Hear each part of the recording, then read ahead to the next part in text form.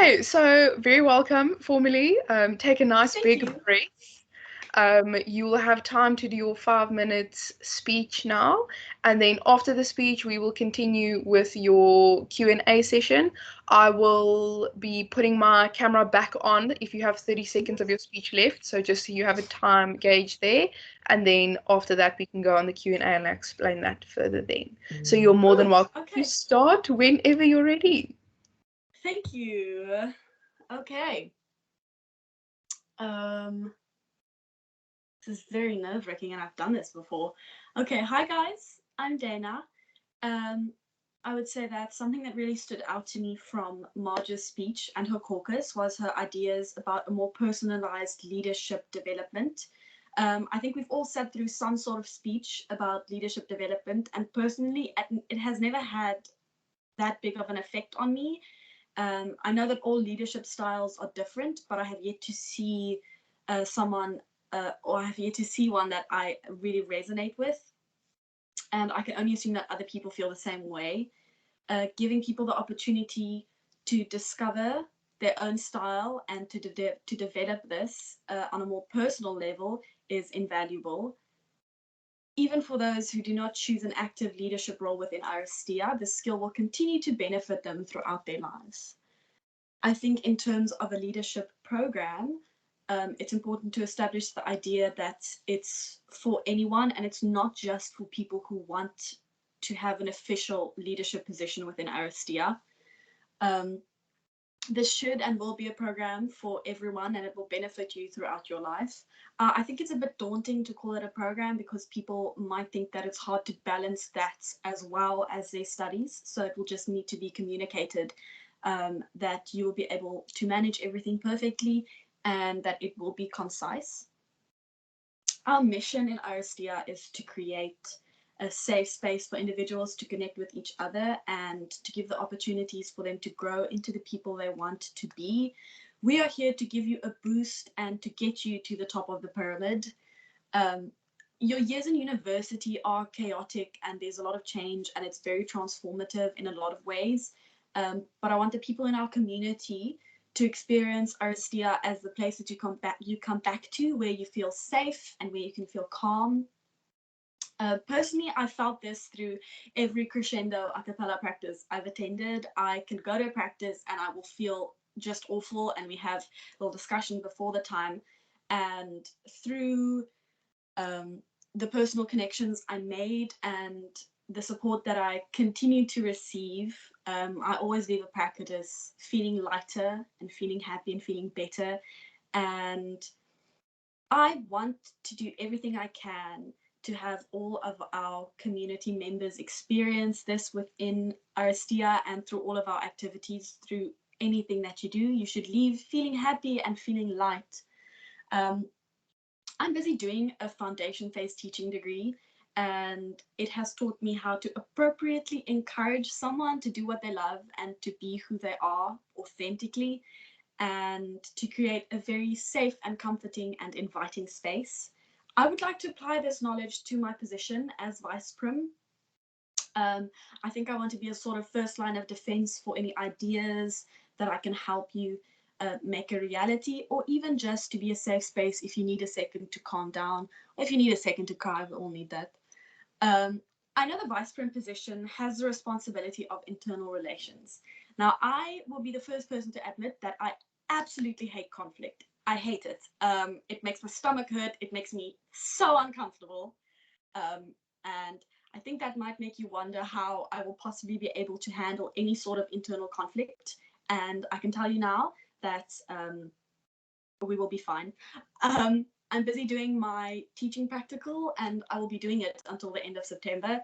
And I can assure you that every single day I have to act as a mediator between children.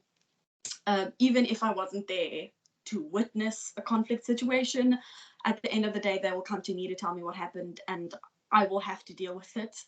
Um, I know internal conflict might not be as simple as someone throwing someone else with a piece of paper or taking your pencil or something, but I have a much more solid foundation of conflict resolution, and I think I will be able to apply this skill accordingly. Um, Finally, I think it's good for me to admit, and I think it's good for the house to know that I don't really have any ideas. And it has taken me quite some time to realize that there's nothing wrong with that. I know for a fact that I am not an ideas man. It's really not my strong suit, but I am reliable and I will find the right channels to help someone else's idea be realized. And I think if anything, working as Marge's vice prim will be an opportunity for me to learn and for me to develop my own leadership, my own personal leadership. And I would like to support her idea of leadership development as well as I can, and to help her realize that idea. So thank you. Thank you very much, Dayna, for your speech. We will be moving over to your Q&A session now. There's one standardized question that I'll ask you first, and then I'll open it up to the panel to ask you any questions. So I will start with your standardized question, and that is, what would you be doing if you were not doing this? So what would you be doing on campus if applying for RSTI leadership was not an option? Oh, I think if I wasn't standing for RSTI, I would be doing it within my faculty, because we of course have like our own USK within the education faculty, and we have a lot of very sweet things that we do, and we stand outside and we make pancakes, or we collect pencils and stationery and things. And I think I would probably be more involved within my faculty if I wasn't as involved as I am in RSTI. Thank you very much. I'm actually going to throw you with your first question, and then if anyone else on the panel wants to go after me, they are more than welcome to. It was very honest of you to admit that you're not an ideas man. We all know that Marge is very much of an ideas woman, so how would you go about supporting her in her vision and her ideas? Okay, I think the first thing that you should do is to see if it is a realistic idea, if it is something she wants to achieve within her term. So within the 2021-22 term, if that's something she wants to achieve during that time, or if it's something she wants to set up as a long-term goal. So we have to figure out if it's short-term or if it's long-term, and then from there on, we can work if it is an achievable goal, and then to see what are the right channels we can go through to make it happen. Thank you very much. Anyone else on the panel have a question for her? Hello. Hi. Hi. So a quick question. So a lot of the times when people hear internal relations, or when they speak about internal relations, the first thing they go to is conflict resolution. So another aspect of that is dealing with, as the word says, internal relations. So how would you handle a situation whereby the HC is like experiencing burnouts, or the HC, the morale is down, when things are not happening within the HC? How would you deal with that as the vice prim? Okay. I think it's important to first have a way to build relationships between each other, between the HC, because I think as soon as everyone gets, as soon as you get tired, conflict can happen very quickly. I know when I get tired, I can get a little snappy. So I think it's important for you to get to know each other a bit better on a more personal level, so you better understand where we are all coming from. And if there's burnout, I think it's also okay to take a step back and say, hey guys, I think we aren't maybe not achieving everything we want to right now, but that doesn't mean it won't happen. And maybe it's time to take a step back and relax a little. If everyone's living at the hub, we stay at the hub, we do something nice. We cook dinner, we have a nice little family evening, we can play board games, we can do something to take a step back and to relax and to recenter. And as soon as you recenter and you have a fresher mind, you can go about solving the problems that you are dealing with. I think if you take a step back, it's a lot easier to look at it from a new point of view.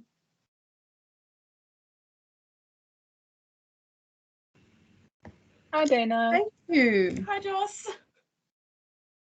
Carly, I'm going to go for it. Okay, so my question for you is, in your application, you stated that you would like there to still be a greater focus on the seniors in RSTO to really make them feel seen and valued. So I just want to know, how will you practically implement this vision of yours? Okay. I think difficult one. I think with a leadership development program, that's another way that you can rope in some of the seniors, because I think if you've gone past the point of being first year, I think you get a little lost, and you think that if you aren't involved right now, you will never have the opportunity to be involved. And it's as if you aren't involved from your first year, it means you're not allowed to do anything. And I think it's important to establish to the seniors that that isn't necessarily the best way to think about it. If you weren't involved in your first year or your second year, and in your third year you decide, hey, your academics are maybe less stressful for you and you want to be involved now, there should be a space for them to wiggle their way in. I also think that mixes between the seniors and the first years is important, not just your seniors com or your mentors or whoever mixing with the first years, because there's such a great focus on the first years, and they are the future of RSDR, so that if the seniors don't know them, then you kind of get lost. And then in the sense that if you have the graduates will then not know the new leaders, and I think if they don't know the new leaders, then you wouldn't want to be involved in RSDR after you've graduated. And then maybe more activities just for the seniors. So there are opportunities for them to mix during like Ari Week, but I know I have, as a senior, sometimes felt a little lost because there's such a great focus. And even if there's just a small opportunity just for the seniors to mix with each other, because even I don't know all of the seniors. So I think even if there's just a small opportunity for you to get together just as seniors, I would have really liked that. I would still very much like that. So yeah. Thank you, Dayna. I have a question for you. Earlier, you mentioned that you weren't necessarily the biggest fan of conflict, but you are dealing with it at school and everything. So, although you don't enjoy it, what do you think is the ideal way to deal with conflict? If you had to take away any stresses you have about it, and you had, as an outsider, how would you say was the ideal way to deal with conflict? Honesty. I think in any conflict situation, if you aren't genuinely honest about how you feel or how something affected you, you're not going to get anywhere. You're not going to get any sort of outcome. You're not. Sometimes it's hard to honestly say how you feel because you don't want to seem harsh or mean. I know that's what I do, and you can oftentimes minimize the way you feel if you're not fully honest. So I think you need to be honest with yourself, and you need to be honest with everyone involved in any sort of conflict situation, because that's the only way you will get to a proper outcome. Thank you. We have time for about one more question, I think. Does anyone else have a question for Dayna? Yes, I do. So my question is, one of the duties usually of a vice prim is to deal with safety. What are some of the ideas that you would like to implement regarding safety in Okay. in Aristia? Okay, great. I love this question. I love safety. It was the thing I did last year with the vice prim speech. I was like, safety, safety, safety. I have my level 3 first aid qualification, and I work for Marty's Rugby as a first aider. So I have that down pack. If anything ever happens during an event, I've been doing this since 2017. I've been doing first aid. So I have hours of experience, and that has also really helped me to stay calm in any sort of stressful situation, to take a step back and to be fine. I think safety goes further than just the first aid, the physical safety. Safety is also about the safety of your emotions and your emotional well-being. And I think for any sort of safety speeches we have, you can put a little something about keeping yourself safe emotionally, and how you can stay healthy during any sort of stressful time. And then also during my first year, we had a session with Red Frogs about safety when you go out. And now I know during COVID times, it's not really something that is realistic, but I think doing that during welcoming can be very, very useful, because I still implement those strategies they gave. And I told my little sister, who's first year now, I told her that she must tell the people at her race that these are the things you can do to stay safe if you are going out.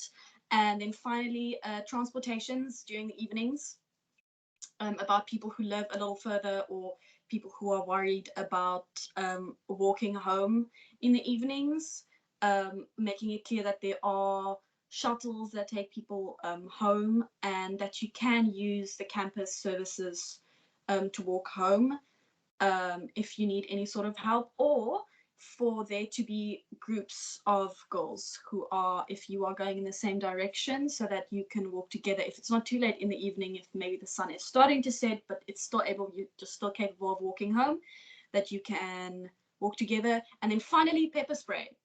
I don't think people always know where you can buy pepper spray. I have pepper spray, don't know where my dad got it. So maybe as part of a welcoming package or something like that, you can have a little pepper spray that you can always carry with you. Awesome, just in time. That concludes your caucus. So thank you very much for joining us. I hope you found it good, and then you have a lovely evening further. Thank you, you guys too. Bye. Bye.